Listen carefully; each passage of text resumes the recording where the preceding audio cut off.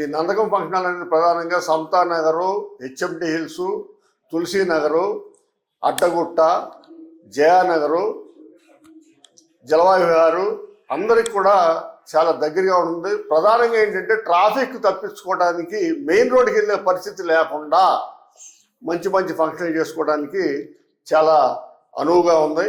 అంతేకాకుండా ఇవాళ ఈరోజు ఏదైతే శ్రీనివాస్ గారి అమ్మాయి ఎంగేజ్మెంట్ అవుతుందో ఆ ఎంగేజ్మెంట్ ఫంక్షన్లో మీరు ఇచ్చిన ఫుడ్ చాలా క్వాలిటీగా, టేస్టీగా చాలా బాగుంది.